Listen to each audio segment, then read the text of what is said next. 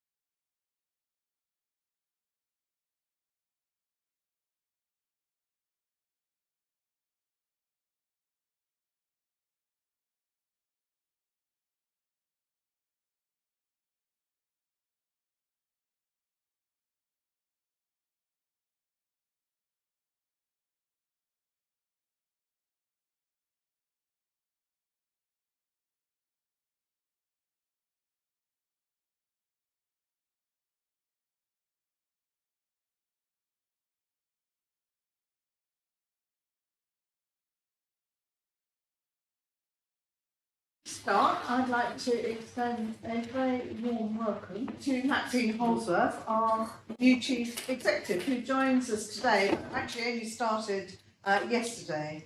Thank you very much for coming, Maxine. We look forward to working with you. And I think I appreciate this sign that you're here tonight as a message that you're sending us for your support of scrutiny. So thank you very much indeed. Thank you, delighted to be here. We have apologies tonight from Councillors Yagston and Thaxter. Do any members have any interest to declare? The minutes of our meeting on 21st of September have been circulated. Can I sign them as accurate? Agreed. Agreed. Thank you.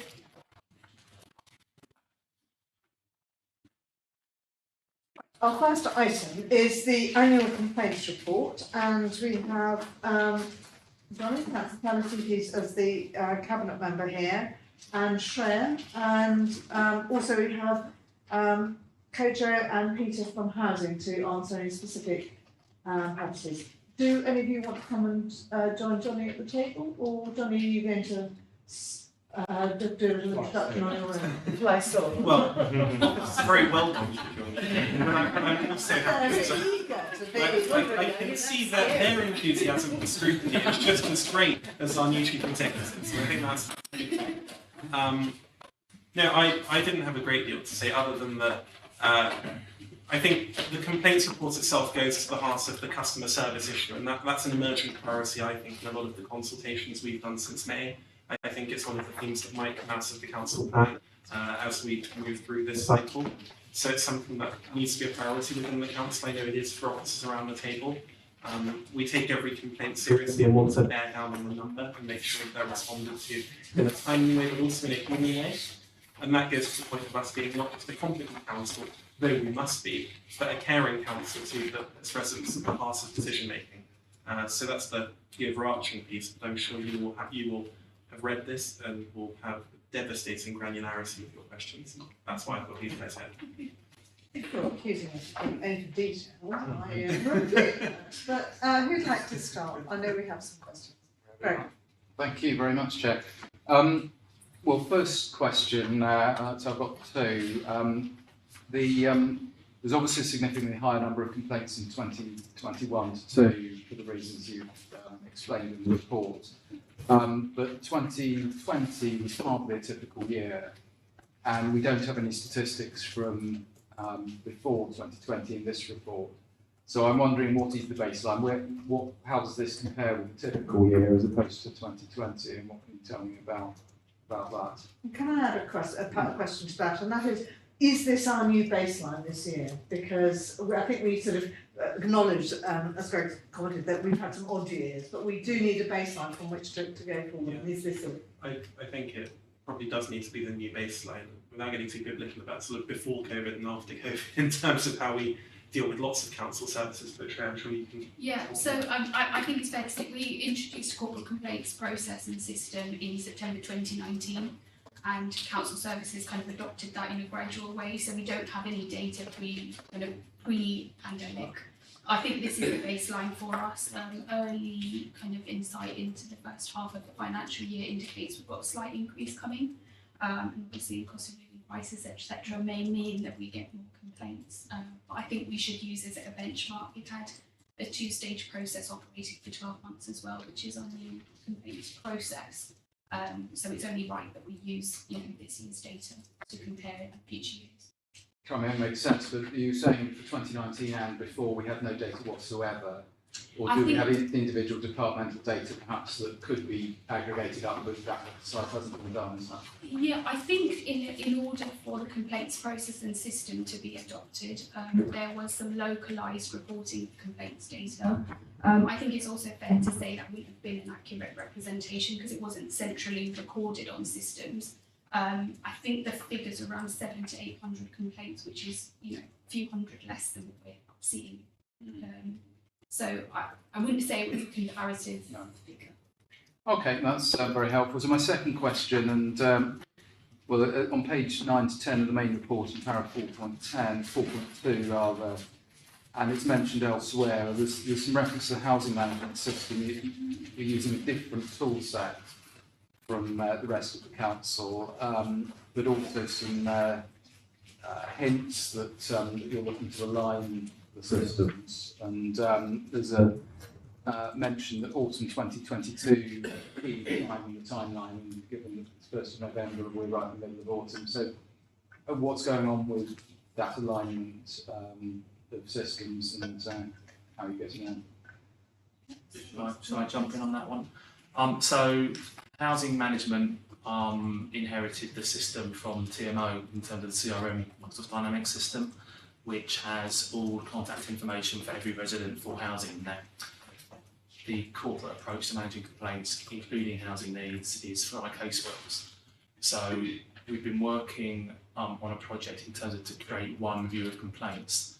In the last couple of weeks, I've sat down with my director in housing management on the high-level business requirements and got a decision in terms of to manage all complaints with our caseworks as the master system.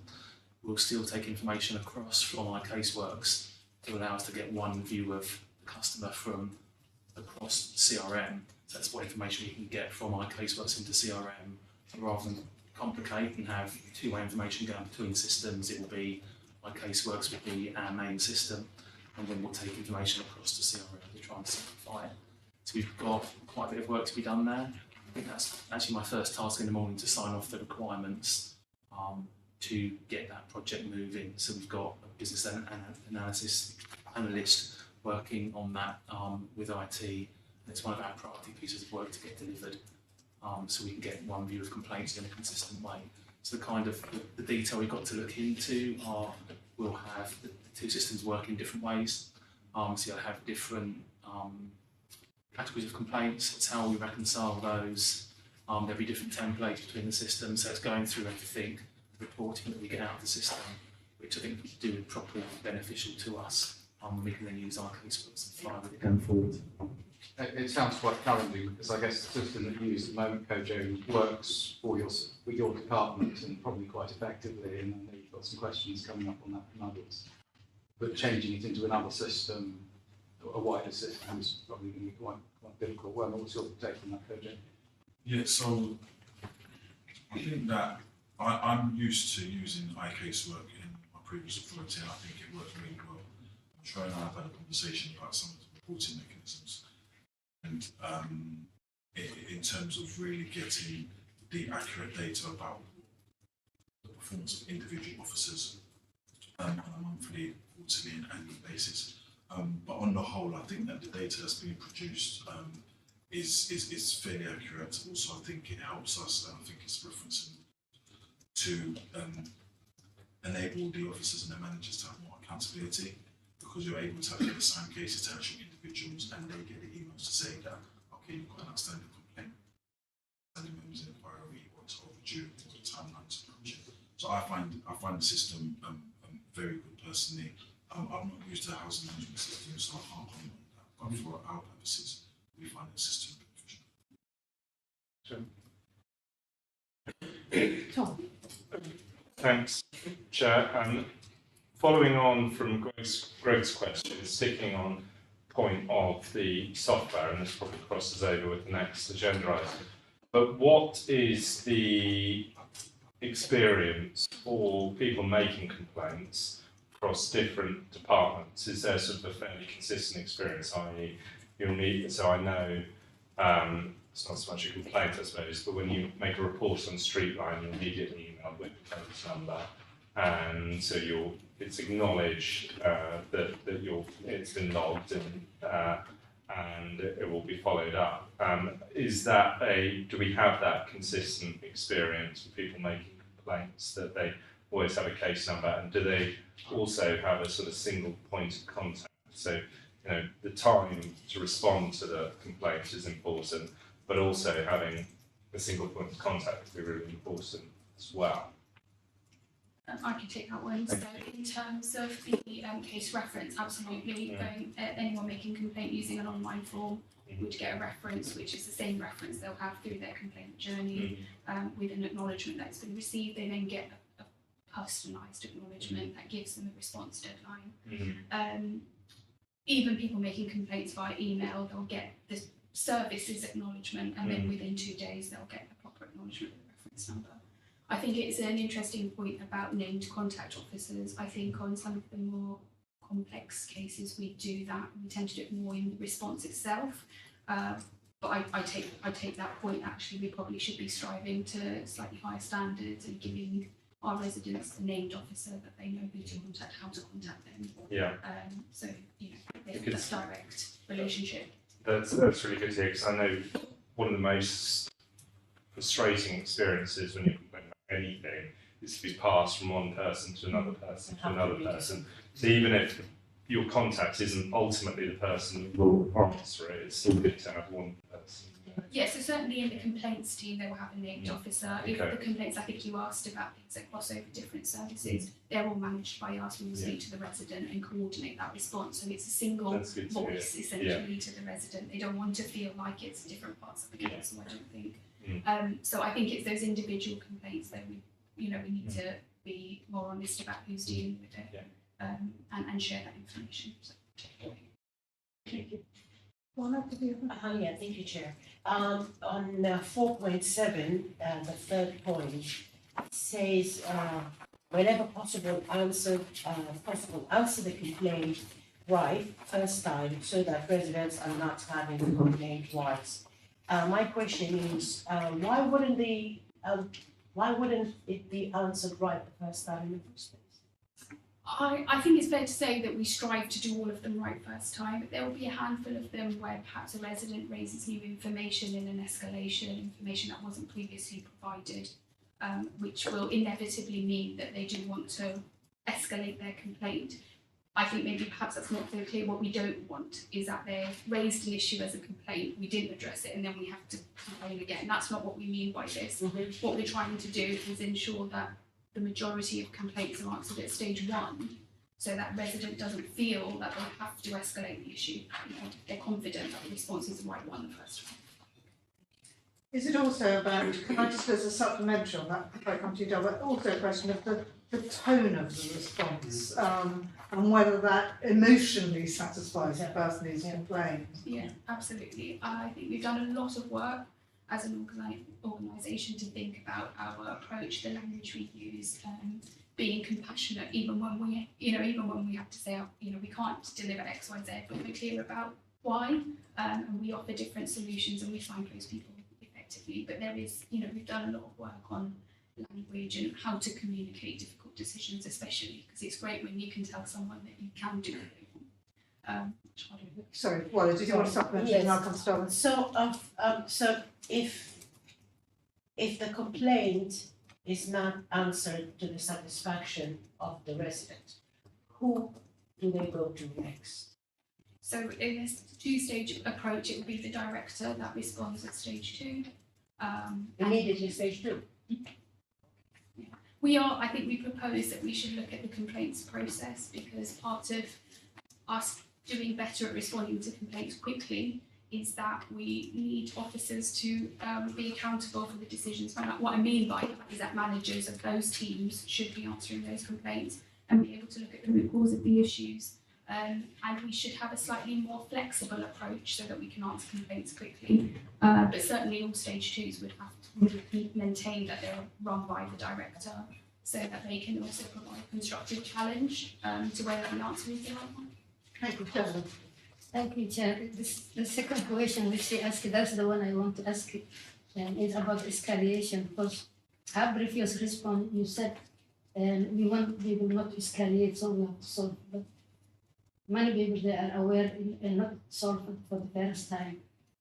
And then you answer about the question which, if the people are not satisfied, who can contact and how they can escalate. And then if they're not satisfied, they go to the ombudsman. Yeah. So that's the next point. I'm just coming round to the neat circle. Please, do you have anything? I was going to say Will has his hand up first. No, mine was just more a general point, but just with going into this winter and the rising cost of living, there's naturally going to be a rise in complaints, and how do you prepare to deal with that, because a lot of these issues can be very pressing. And of course there's this sort of time span that you guys talk about, but when something is in need of an immediate response, how are you going to ensure that that is met? And so, I think that's So, I think part of it is around the communication that we are giving to our residents and about our service offer. Because in my opinion, if there is information we are providing up front, hopefully that will minimise some of the queries and responses that we get through. Yeah. We can't avoid complaints. And I don't want to experience, because it tells us what's wrong with our service and where we can improve. But I think that there is some work that we are doing in terms of giving residents more information about what kind of support that they can get, especially in my service area around rough sleeping. What kind of provisions are available for people. For example, I had a complaint today about something, and because of the impacts of the cost of living, they're struggling to actually pay for food. So in that instance, we have to liaise with the community department and see what kind of support, wider support we can give. So I suppose a lot of it is around what kind of information are we putting out there to our residents, try and address some of the issues that they have. and just a supplementary question, if someone is speaking rough, or we're talking about people who don't have access to communication that is going to land or that, if someone spots them and wants to help them, that's amazing, but I'm sure there's a case where a lot of these people don't necessarily have access to that communication, so how do they know where to turn? So the way we've got an outreach and support service that links in with the community, and if there are any rough sleepers spotted, the outreach, if the outreach and support service are not, they can go out and meet session. So Scrutiny, so if anybody sees a rough sleeper, they report it to Scrutiny, which is a national sleeping organisation. They will tie in with the local outreach teams where they are to provide that support. Our team actually goes out. Is it also worth covering, I mean, your first point touched on the cost of living, and it's probably worth flagging that we're doing a lot to help people with the cost of living. I think a paper will be coming to leadership next week, but just to let you know some of the things already happening. I know there's £22 million that goes into the VCS annually. What was previously the COVID recovery fund has been repurposed as the cost of living fund. There's over £7 million left in that pot as well for targeted support. The council's playing a full role giving out the household support fund and other government help that's available.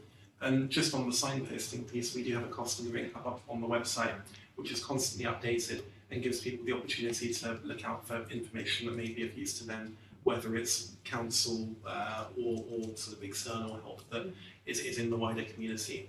And I think just pivoting on to the second point you raised about people who can't necessarily access things, It's why the second paper in part is so important. And without seeking to divert your gaze already, that piece on digital exclusion that we're going to be talking about goes directly to it, and it's why that work really matters, because we know that a lot of the people that are most vulnerable to cost of living shocks probably overlap that demographic who don't have access to laptops or gadgets and tech and etc. And so we need to think harder and harder about how we can tackle that. Good. In a practical sense, and at probably a lower level than that, we've reviewed the compensation payments we make for residents in council homes twice during the year now. So we agreed the principles with residents through the TCC and had that agreed. And we've now revisited based on RPI being so significant. So if someone's missing heating, lighting, needs to run a dehumidifier, we've upped those levels based on the additional costs that they would incur. To a certain degree, my initial question's been answered, but if I can just delve a little bit deeper. The question is to do with, I think where I would start is that I was very interested to read paragraph 4 of the rental related complaints. Out of that, there was some learning from that. I mean, I think the part of what I learned from the rental response has been that it's been a holistic and integrated team. So my initial question was, whilst I acknowledge that the paper presents the majority of complaints coming under housing, were they actually solely housing complaints, or were they actually more complex and diversified? And I think, Kojo, your answer illustrated the fact that there may be a strict housing related thing, housing management related thing, but sometimes it relates to other issues which are more to do with other services within the council and the voluntary sector, and working with the community and so on. So I think my question is coming round is, what further lessons do you think that we can learn from not just the rental, particularly that the way it's integrated its data set and management and different disciplines working in looking at the team? What lessons can we learn from that bring to the customer service piece across the whole council? And I've been reading Barry Quirk's paper, Doubling Down, kind of February, and that talks about using better some of the resources we have, working more in a project and holistic and integrated way. It does, of course, as the next paper is going to say, need digital support as well. But what lessons can we learn from the experience we have to further this multi-dimensional but integrated problem solving for our residents, so they come in effect to, as mentioned over the court here, to one point of contact, to ask what they may articulate as a very simple question, but actually it's got, as far as we're concerned, lots of service departments to get pulled together. So, Councillor, I think if we have a complaint which is titled cross function, and the complaints team will ensure that each service area is notified immediately that there's an aspect of this complaint for your service, even though the complaints team actually manages it, who is actually notified with the information and ultimately deliver the response. We do communicate between departments to ensure that we're responding to the complaint accurately, and also we're on the same page in terms of the information and providing for system. So an example I can give is, with housing needs, there may be some adult social care or some social implications, and part of it also may identify a service gap, which has happened in the past, whereby we may have not done a referral to families, or there is a recent case we had was a lady who, we had made a decision that we had not duty towards her, we hadn't done a proper referral to social family services for them to provide something. So in terms of your question, to answer your question about lessons learned, I think what it does for my service area and Shred's team does this on a consistent basis, whereby each quarter we are provided with information about key themes where we can develop how we support our residents complaints, but also identifying those service gaps. Part of our service planning, the issues that are identified are incorporated into our service plans so that we can support our residents better. But a lot of it for me is about communication between departments and ensuring that we are actually addressing the issues, but not only addressing them at the front end, but actually refining our processes so that we can deliver them to service. As supplementary to that maybe this is a paper about complaints, but maybe if we can solve the integration at the complaints level, that we can actually take that lesson through to the service level that comes before the complaint arises and solve some of the integration of our services into a service for our residents, and getting rid of that little S at the end. So that it becomes more a consumer-based view of the world rather than a producer-based view of the world. Because one of the examples, for instance, that I've witnessed, I should have declared this perhaps in the context, so I think it's going to be relevant. I'm a governor of Chelsea Westminster Hospital, and looking at discharge from the Chelsea Westminster Hospital is different to looking at discharge from your area, in terms of adult social care. And with the instigation of the integrated care system in the NHS, the conversations as to how the NHS works with local authorities and voluntary sector, schools and so on, I feel is at a very early stage. The council has probably got quite a lot of useful lessons along the lines you've been explaining in terms of integrating scale, yes, but keeping local and referring to individual, making it personal as a service. I think there's a lot that we can contribute. I don't know whether you agree with that. Yes, so I think that there definitely needs to be more joined up working, and Doug Goldrin and I are doing a lot of work with adult social care and needs also with hospitals. But there is an element in terms of that point made about service and services. I think that we do need to adopt a one council approach. However, we also have to bear in mind that different service areas have different statutory responsibilities. Yes. So the resident only looks at it as the lens of RBKC. So it's up to us to have adequate service level agreements so we can pull the services together to deliver that one service. But there are some things, for example, that we can do in-house and needs that our social care can't do, and vice versa. So I just think a lot of it does come down to the communication, how we work between departments. Thank you. Thank you very much. Thank you. I just had some. First, I want to start off by saying I really welcome in Appendix C the emphasis on learning, because this is essentially what it's all about. And being as rigorous and formal and reporting on it has to be a very positive thing. And I do have a sort of sneaky question about that, is that I do get the impression throughout that there is some cultural resistance to doing things properly. Maybe I'm misinterpreting that, so I'd like your thoughts on that. I also wanted to ask about, there seems to be, and maybe I'm reading it wrong, a difference in paragraph 3.5. It says that complaints about council policy are excluded from complaints, and I understand why. And yet in 3.32, root causes of complaints, policy objection features quite large.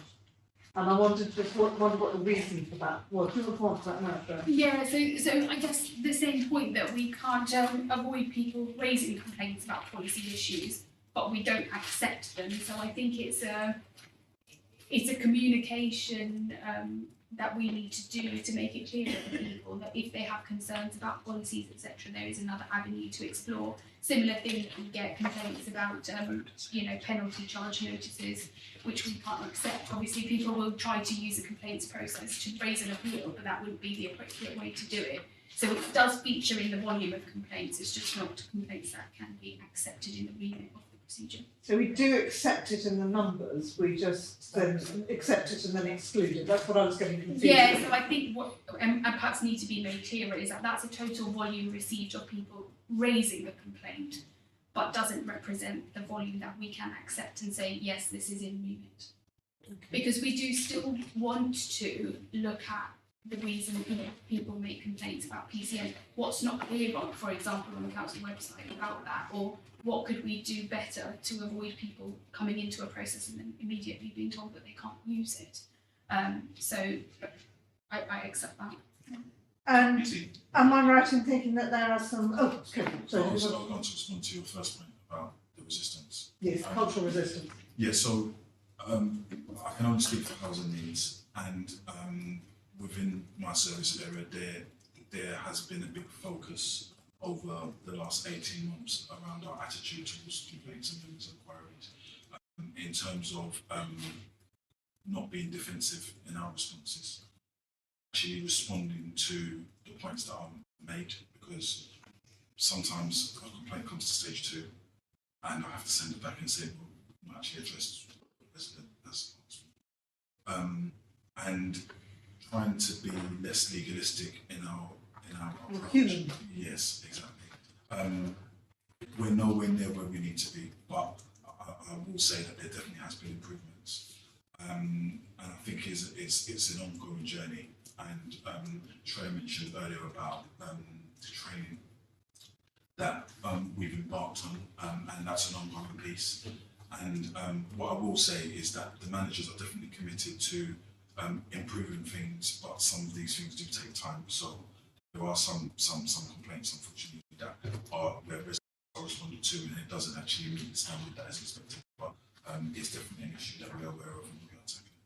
That's great, and it's good to hear. I mean, I suppose that brings me to another question: is should we be having a target for complaints that go to stage 2? Because essentially, a stage 2 complaint is a failure on our part, really, in that we haven't managed to tackle it. Obviously, there is a sort of silt there of people who just won't take no for an answer. But in general, it's quite a high level that's going to stage 2 now. One has to think that some of that is unnecessary. Should we be setting ourselves targets? What I would say is You're very target driven in this committee. We like data, we like targets. We should commit to having less of them. I think we need to better understand what is insufficient. We do know that a lot of complaints is just not address the problem properly, and that we have not, I think what we do need to be held accountable for is confirming back with the resident that the issue has been resolved, and to have a relationship with them till the point of resolution if we haven't been able to deliver on all of our commitments. So what we're starting to see now is the actual issues been dealt with, and we've got all the points, but actually we've committed to do something and then we have not done it. So it's that, you know, do what you say you'll do sort of approach, and if you can't do it, stay in touch with us. And that's what's coming through in forums, etc. I think with the lessons learned, just so you're aware, it won't be in a lot of this, but it's become a mandatory requirement in the system that if a complaint is upheld or partly upheld, the user must write what lessons been learned, what is service improvement needs making, and that's the information that feeds into quarterly reports to DMTs and to lead members as well. So that then drives a conversation. So I think, yeah, I accept the challenge there that we have to have less of them and get better at doing stage 1 responses and actually checking in at the issues resolved. From my angle, I think it's a bit of a natural journey we're on in terms of where we are. So Kojo's last point, if you look at the number of complaints that are upheld in housing needs, it's increased hugely in the last couple of years. We're really low to probably an average kind of level for the council. And I think in housing management, we've really focused on the stage 2 complaints. It's kind of our last chance saloon to get it right before it goes to the housing ombudsman, with the external scrutiny that gives that we don't really want. So I think it's clearly, if we can sort the stage 2s out, we look at every single commitment every week on a stage 2 complaint in terms of what have we said we've done, have we done it, did we do it on time, have we kept the resident updated so we know where we are. And clearly, crudely, that's probably 25% of the caseload is stage 2s. So if we can get the stage 2 sorted out, clearly if we can move back to the stage 1s and then do the same kind of work, it's kind of how you change track, isn't it? To go from one where you say, right, stage 2 we've got under control, and now we get back to stage 1s. My nervousness in terms of setting the target is it might affect officer behaviour in terms of what happens, and I can kind of hear some of the discussions of the public inquiry in terms of from the days of the TMO where it was like people were being stopped from complaining, and I don't want to go anywhere near that in terms of. No, I think we have to acknowledge that a number of complaints is a good thing that we can't. Although in case of the housing delays, I don't think we can see that as a good thing. But I think perhaps if I can sum up what we thought today, I mean, I think the report itself is great. The approach we're taking about learning and changing culture is to be welcomed and is clearly reflected in this report. I think this is the baseline year you've confirmed.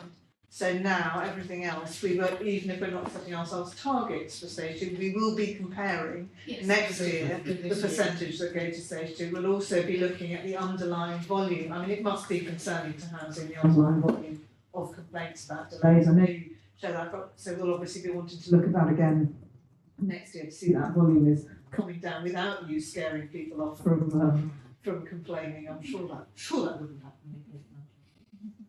Okay, did you want to? Yeah, Councillor, just one point, just in terms of target around stage 2s. I think for the housing needs, we do a part of our service does assess whether or not we have a statutory duty to rehouse our residents, and there is a proportion of our residents who we say we do not have a statutory duty towards. And what we find is many of those residents will lodge a complaint. So for us, it would be quite difficult to have that target. I think we acknowledge that the difference between housing needs and housing management there are two different beasts in terms of complaints, and I think we would understand that. Look at this in that way, but your point is taken. Has anybody else got anything done? Thank you, Chair. My question is, you know how a complaint is accessible for people who have language issues? Do you have a website, people they can access? Do you consult with people how they can access your complaint? That's one question. The other question is, when people apply, for example, housing unit, you mainly push to private landlords. And if people they are not having, they want social housing, especially there are people who are aging like 63 old person, and then your team says we don't have a duty to house you because you are not priority need and these people they don't know how to complain. Why you are pushing people to go to private landlords and how they can complain, who they can complain, so it's a confusion. So in terms of language services, we do use language services to speak our residents. So that's readily available, and officers should be actively, if they detect that English is not a resident's first language, especially because it's a legal process that they're going through. It is important that they enlist the services of language translation services to support the resident to understand the actual process they're going through.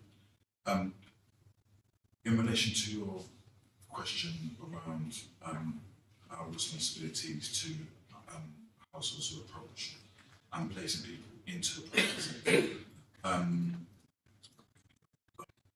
without boring you with the legal details, the way in which it works is we've got to try and prevent homelessness and we've got to try and remove homelessness. That's what the law says we have to do. And what all London councils predominantly do in that situation, because of the lack of availability of social housing, is provide our residents with options to be rehoused, and most of those options are in the private sector. And historically, where there was not a duty to rehouse a resident, often those residents would be left with no option or offer at all. Whereas now what we try to do is we try to make an offer, work with private landlords and rehouse our residents, because we, quite frankly, just don't have enough social housing to meet the demand. If somebody is given an adverse decision to say we do not have a duty towards them, they have a statutory right to request a review against that decision. And the officer who is dealing with them should provide them with a decision letter setting out the reasons why we believe we do not have a duty towards them. And within that letter, the right to request a review should be in that letter. If English is not their first language, we can get the letter translated into their language so that they understand the implications of the letter. So Greg, you wanted to come in with a supplementary? Yes, thank you, Mary. And this is a supplementary to one of your questions about the policy complaints, and I can well understand why the machinery of the council wouldn't want to get involved with the operational parts of the council, wouldn't want to get involved in operation policy complaints. But nevertheless, there is a redress policy complaints, which is us. And is there a means of sort of passing those complaints on to the councillors so that we can consider them? Because obviously a trend could emerge, the policy can be changed. How does it work? That's exactly what we do. We have said you should approach your local ward councillor to discuss your concerns about it. We do still refer the complaint to the respective departments so that they're aware that it exists. So that, and what we encourage them to do, and I think that's happened quite a lot in parking and transport policy, is to review all of those complaints and think about what the learning is, if there's an opportunity to do things differently. So I think Antoinette's Aubrey policy has used some of that feedback to think about the charging structures and propose changes to that. So there's some very useful insight that we get from that, but we do certainly signpost them back to the ward councillors. I think that's a very good point, and I'm certainly as a league member, I don't think I've ever had a policy feedback from complaints. So it might be worth having a look at formalising that a bit and just making sure it gets channeled through, particularly if you've got more than one or two, and as you say, you've got a trend developing. It's useful for councillors to know. So it might be better going to the league member as well as the ward councillors, because the league member is more likely to pick up a trend than the ward councillors. Did you want to wrap up? Yeah. Yes, thank you, Chair. It is related with the previous question. You said there is a lack of social housing, but we heard there is empty housing, and you always accommodate people either outside of the borough, or you said there is no accommodations in the borough. What about the empty houses? So in terms of, I think this was discussed at the last scrutiny. So housing, I think it's more of a housing scrutiny question than a question about the complaint paper. So maybe take that with Christine. Yeah, but just very quickly, in terms of empty homes, the empty homes that are in the borough are not available to us. Obviously, there's a wider program that needs to be discussed. Yeah, exactly. But they're not available for us to use. I think we've got to, sorry, Pig, I think we've got to go on our housing agenda later on in this council year. You have to want to give extra scrutiny. Yes, I can't, which means we did, but I think there is a paper on it, which we'll get to that point, and obviously the Harbour as well come along to that meeting and ask a question. Sure, Good. Thank you very much. Everybody's there continues to answering quite so many questions. We're very grateful. Thank you very much. Okay, we can move on to. Yeah, we're not getting rid of you yet. Paper A5, and we'll welcome Claire to come and join us. Anyone else? I feel as if I need a more extensive group, actually. If you do, you're basing on that. Very important. Coffee. Yes. Thank you very much. Thank you.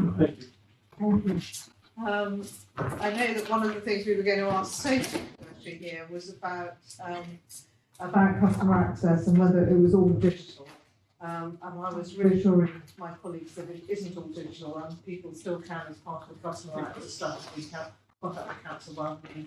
Could you confirm that, Claire? That is. Yeah, absolutely. And in fact, the kind of strapline that we're associating with that is no wrong door. So whatever approach you make, whatever channel you come to us via, you will be dealt with appropriately and hopefully consistently. And of course, you'll have heard mentioned and certainly seen it in the digital strategy paper that we're building on a CRM solution, which I think was pertinent to your point earlier, to ensure that we can bring together a single customer view, a single resident record, but also let residents see a single view of the council. Thank you. Sorry I jumped in there. It's just that Sophie would have been here and then would have been about to leave, so I kind of jumped in. Johnny, do you want to introduce Baker or Claire or neither? Or? Yeah, happy to. With our fresh sovereignty in this area, so comes the ability to set policy and strategy, and so here is a working document that is the digital strategy. I think the document itself probably sets out what I might otherwise introduce, so I don't want to say too much. But I think it is a good opportunity to really be ambitious and think about how we can make sure that our digital offer is stronger than it has been in the past. Thank you. Who wants to start? Oh. When I read this, I said that yesterday, when I read this, my first instinct was, a lot of residents complain and do say that our website is not user-friendly and they can't navigate. So how can we entice them to go digital if we can't get them to use, the website? They're unable to use the website. And also, have we considered co-designing the whole thing with the residents, because they are ultimately users? I sometimes share your frustration with council digital, and that goes for the whole sort of local government sector rather than being specific to KNC, though there are things we can improve. I think when you try to access something on the council, it should be as user-friendly as it is in every other facet of your life. You should be able to renew your parking permit, collect, report something to Streetline, and renew your council tax all through one interface. And I think that's what the CRM hopefully will give us. So I see that as having the potential to address a lot of the things that you're talking about there. On the digital, on the website point, I think we have done focus grouping in the past when we've refreshed the website, and the website has been adapted to reflect that. But I agree with you, that's we can improve. And the co-design bit, have we considered co-designing it with residents or their input, or? Because you, for instance, you are very young and you probably are very clued in with all the technologies, but then somebody much older who is not as confident with technology might find it a little bit daunting. So my idea is it needs to be inviting and easy and accessible to people of all ages. Yeah, I agree entirely with that. And one of the things to stress is that though this is a digital strategy, it can't it can't replace what happens in real life. There are certain services and issues in the council that do need to be addressed face to face. But digital can be, the first port of call in a lot of our service areas for the mainstream of the resident population.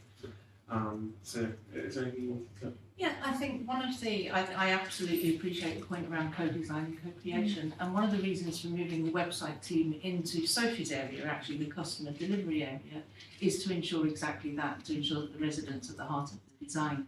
I think there are still areas to improve upon, and as ever, it's a juggling of prioritisation and what is the most urgent need for the resources that we've got. Will, did you want to say it? Yes, there's two points I wanted to make. I think there's going to be questions, but too much pointy. Apologies involved. The first one is let's take the second one first. If you look on page 7 out of 13, I think that infographic or picture or page, digital on a page, or however you want to plan on a page, has a lot in it. But even printed out, I find it, or particularly printed out, I find it very, very difficult to read. Now, if you turn over the page to page 9 of 13, it's better because it's at a scale more appropriate to reading. But even that has only got the basic information has been squashed by the various things like page numbers and we are digital and so on. Stuff that I hope you were good at. Two-thirds of the page is being occupied by what I'm trying to read. And if it was expanded to the full page, I may have ancient eyes, but I've got very high-tech glasses. So do opposite. You'd have a chance. So I have a chance of doing it, and I could gather out of that page, plan page, probably more than a lot of the description earlier on, which brings me to the second point, which I was going to put first up, and second now, is that my feeling is that if this is a digital strategy, it needs to have at the beginning its intent, implementation, and impact and timescale up front on the first page, and not as one starts to discover it on page 2.5, on page 3 of 13, which is about sort of page 6 or so, after the new member's wonderful journey. Yeah. On page 4. We're all Personal journey. Personal. and aren't we all personal journey? I'm very happy for a young chap to have a personal journey. That's a lot of I think what I'm saying is that if this is a strategy paper, it needs right on the, if one was to read one page at the front, out of that one should get what the intent, implementation and impact is with the timescale. Because I do welcome the opportunity that the separation from Westminster provides, but I remember when we were trying to do things before we joined Westminster, and we went through machinations on digital in this council, which arrived at the point where we were unable to pay our teachers and a whole number of other side tellings that we got into. And therefore, in this case, if we're going to integrate all information held in one place through a CRM with different dimensions of access to it, plus a personal front face for those who are not being choosing. I don't think age is necessarily relevant to digital access totally. No, it's not. There are plenty of people who, I mean, I can't send anything that needs to be read on a laptop to my kids because they don't use laptops, they only use their phones. And they use WhatsApp, and you can't get a spreadsheet easily on WhatsApp, and you can transmit it. Grant chats. But what I'm getting at is I think that we need the paper itself to be an example of how digital is going to work well. I think that's very good. I think what's If this is draft one, great. Exactly. I think Will's alighted on a really important point here, which is this is a working document that is here in draft form and has answered the plea that we bring things at an early stage in policy development to scrutiny. And I can see our scrutiny manager nodding vigorously at that. So I feel our duty there is one supplementary, which is timescale. How quickly are we going to get the CRM to work? Because I've been on the council for a long time. Claire, have you got a response to that one? Sure. Well, we have to get a key decision sort of through first, but I think our plan is that we will, if the recommendation is agreed, our plan is that we will employ an accelerator platform which is pre-configured to enable it to mobilise services much quicker. I wouldn't anticipate reaping the benefits before 18 months. If I'm being realistic, we can start to see some changes way before then. But in terms of really harnessing the benefits of a CRM platform in itself, I would expect 18 months.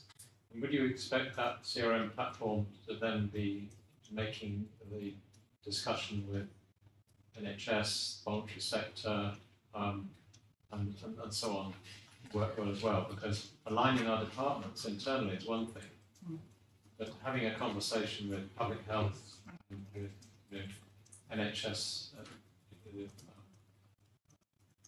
general practitioner level, at primary, secondary, tertiary care, the integrated care system, and all those sort of revolving celestial bodies that are going on outside. But it is real people who need to be got out of hospital into their homes, discharged, to enable others to be allowed in the front door of A&E. And I think it's not acceptable if you have to wait for the hip replacement for 4 hours on the way into one of our local hospitals. I think it starts with a single view of our resident, a single view of our customers. And once we've addressed those internal challenges, and there are challenges, we don't have single records at the moment, we can start to address how we integrate with our partners. I know that some great work is going on in that area in terms of integrated commissioning. But as yet, I think my focus is absolutely on the internal processes and data. Thank you. Thank you. Right, and then Tom. Thanks, Mary. Building on your introduction, I think my questions or comments will be for Johnny mostly. I mean, of course, I support this, the thrust of the paper. I think we've already seen how improved digital can really make a difference to people's lives, like parking permit renewals are much better. And there are other examples. But the digital exclusion in this paper, it's the implication of, or at least the inference I've drawn from this paper is it's all about getting more people on digital. And of course, one could do that. But there's a lot of people out there, 12,000, who are never going to be going online. I would produce the example of my 89-year-old mother who's never going to be able to learn how to use this kind of stuff. She doesn't live in the borough. I've got a friend in Westminster who, for medical reasons, can't use a computer. She's in her 60s. There's quite a lot of people out there like that. And can you give me an assurance that the borough is still going to provide a proper, full degree of service to people who can't go online? Yeah, absolutely. I think it's really important that we see digital as an addition to the other forms of engagement that we do as a council. I applied the same, I mean, I mentioned planning in the board, I applied the same principle there, where online consultation should never replace public exhibitions and meetings with councillors and residents. And I think that should be our approach across the council. So I wholly recognise the sorts of cases you describe, and I think it's important that although we might be digital first in some regards, not all, because there are some complex cases that require that in-person piece of work, we always offer a holistic service that can help every resident. And in terms of providing that service, can you also give me an assurance that we're not going to have endless phone options, menus to go through on this council, which infuriates me with many services out there? I certainly hope so. If it were up to me, I do all my business on WhatsApp anyway, so I would. But I appreciate that's not true. It's another question really for safety and for customer access. And we could definitely have a session on that at some point if you want to. We've got the lead member here. I agree, and I think it goes to the point about that I made earlier about our services being kind of responsive, so you get things back in a timely way, and they're human. It's not human if you're going through endless sort of redirections and phone numbers and things. It starts to feel remote, and as though the council itself isn't hearing you because sort of you have to go through all of these different stages. Presumably, an operator on the end of a phone who's the human being can have the sort of marvellous digital system in front of them and operate it on behalf, as a third party, on behalf of the person on the phone. Yeah, I think we're ad idem on all of this in terms of the aspiration, and I think your points are well made. Thank you, Tom. Thanks, Chair. So I welcome the comments about the new CRM and the sort of joined up customer journey, no matter for what reason you're interacting with the council. In terms of the implications of that, does that mean, for example, if you're reporting a planning breach, your journey will be more or less the same as if you're reporting sort of rubbish being left out on the street line, i.e. you will get, because at the moment residents are saying to me they're emailing, sometimes an individual officer, sometimes a mailbox, and sometimes I get a response, sometimes they won't. The officer will be out of the office, whatever. Whereas street line, I generally get good feedback. So does that mean, for example, on planning breaches, that is the journey that they will get once the system? I think we still need to get into the detailed customer journey mapping and breach process, but my hope would be that we have continuity of information which allows the minimal possible customer journey to get to a satisfactory conclusion. And that should be one of the guiding principles of all of our process design. Okay. Well, I would certainly, but I suppose my feedback on that is that from what I hear from residents, streetline journey is good, reporting other breaches is less good. So that would be helpful. And next question, if I may, Chair, on education and reducing digital exclusion, are we talking about not just education of how to use our digital services, but more broader digital education? Yes. Yeah. Okay, that's really good to hear, and that's really important. And the final and the last one's a comment rather than a question, but I know I'll keep it very brief. Just on the 11, building our smart city capabilities, because this is the area I work in my professional life. I think the guiding principle with smart cities always has to be start with the need and business case, because there's a lot of good stuff out there, and there's a lot of stuff which looks fun, but actually you can waste a lot of money on, and is not going to improve the service for residents online. So yeah, that would be my comment on that. I think that's very helpful. Thank you. I'll just I had you down as something to ask a question. Yes, it's about searching in future. You know, when you search something, sometimes it's not, clear, or you cannot find it unless you know the word and use the word. So, is there any improvement in that, about search engine? So the search engine in terms of the website. Yes, I don't know what the immediate plans are, but I can certainly find out for you. yes. Only because it's moved out of my direct. You have a list of names like housing, benefit, this. But if I need something about housing and I go to the housing, the question is there, and then it's not, the word what I'm looking. So this may be, you think to improve it. I think there's a real opportunity to look at the architecture of our website and look at how the data is sort of structured within that and make improvements certainly, and that's what it would take really. I don't know what the immediate plans are for that, but we'll certainly look. Thank you. Wanda, you wanted to ask the supplementary and then Lucy. I just wanted to ask a question triggered by Tom's comment.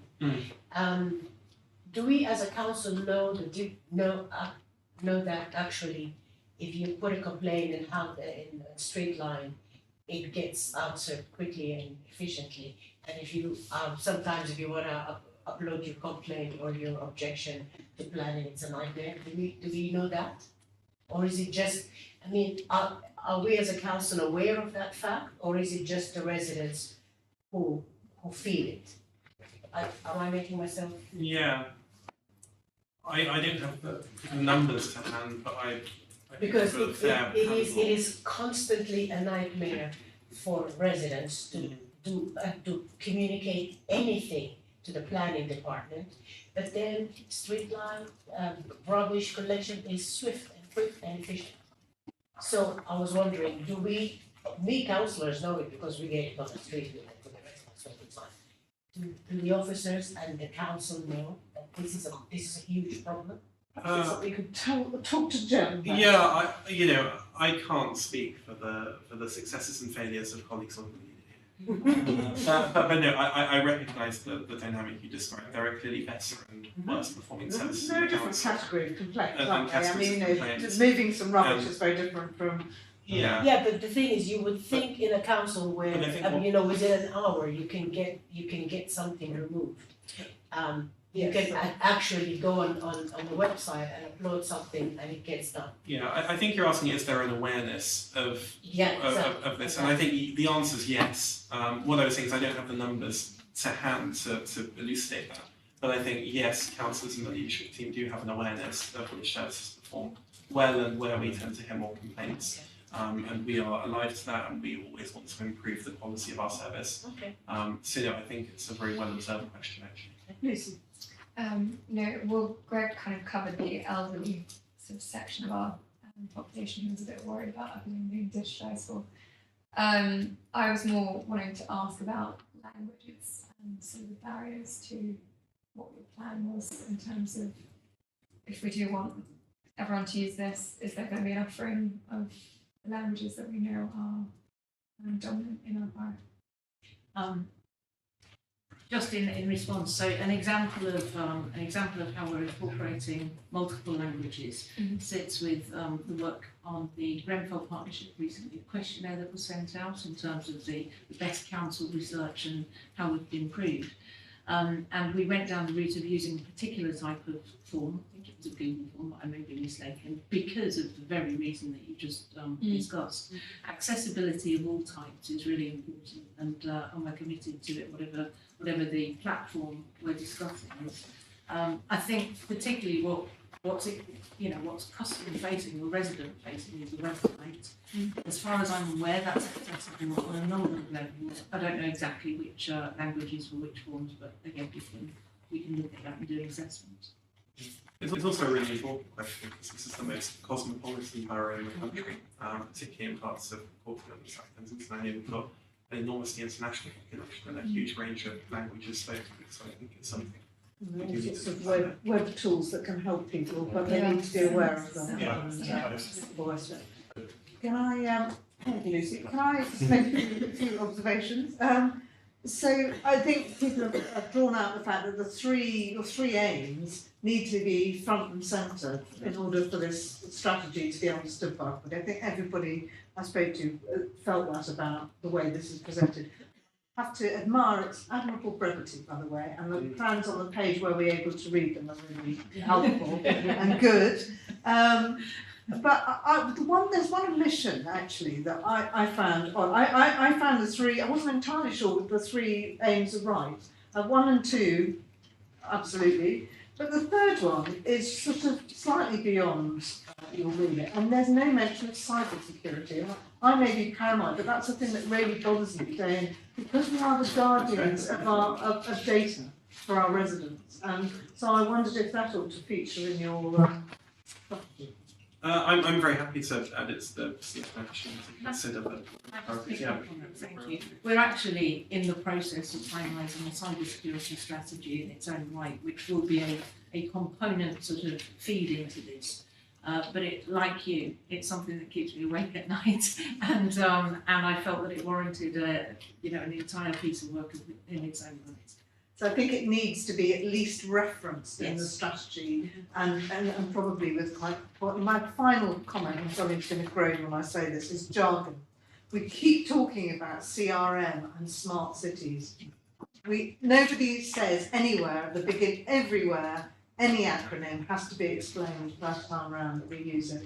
I know it means customer relationship manager. I think anybody watching the meeting out here probably still hasn't worked out what it is if they didn't know before they started.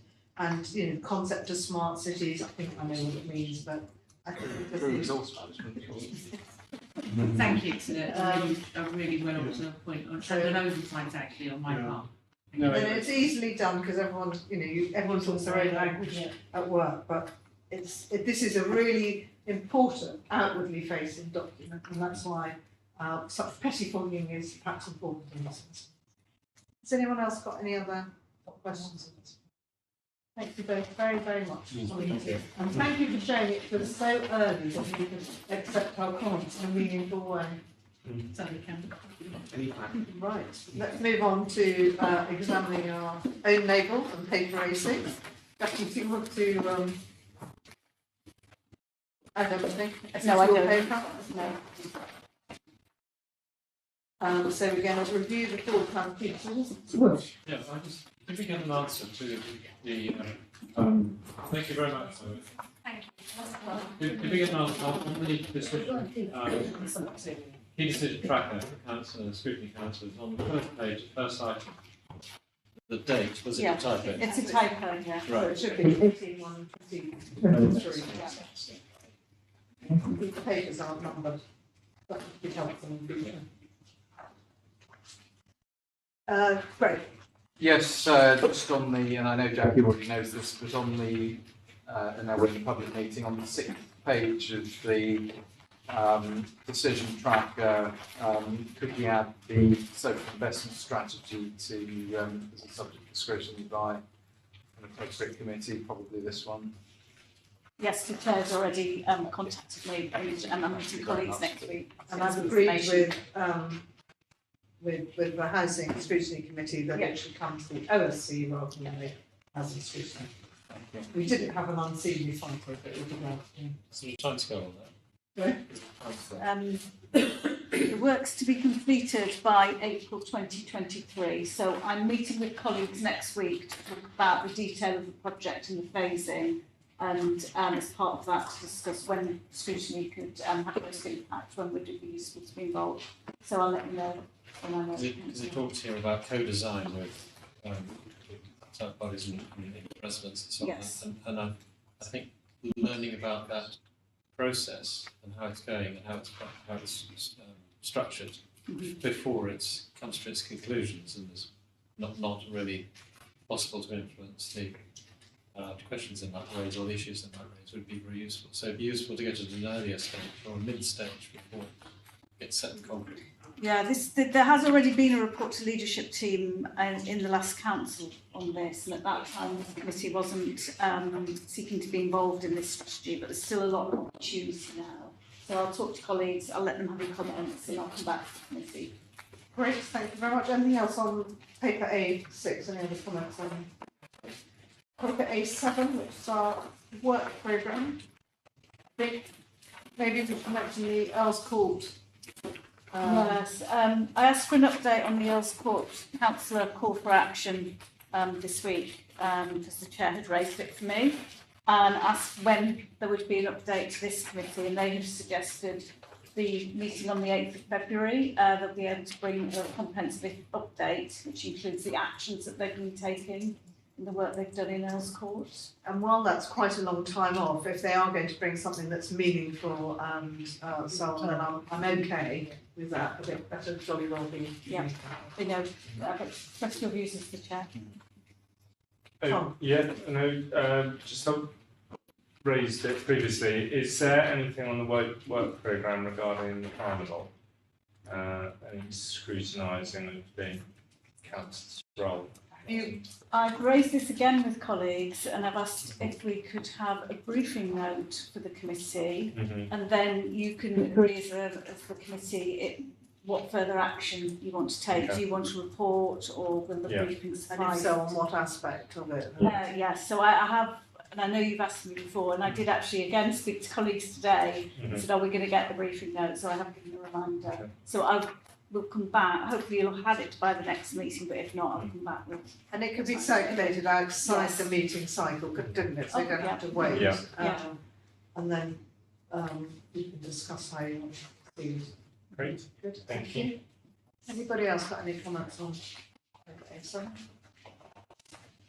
If I've finished, is that all the business? Have we finished? Thank you very much, everybody. Declare the meeting closed.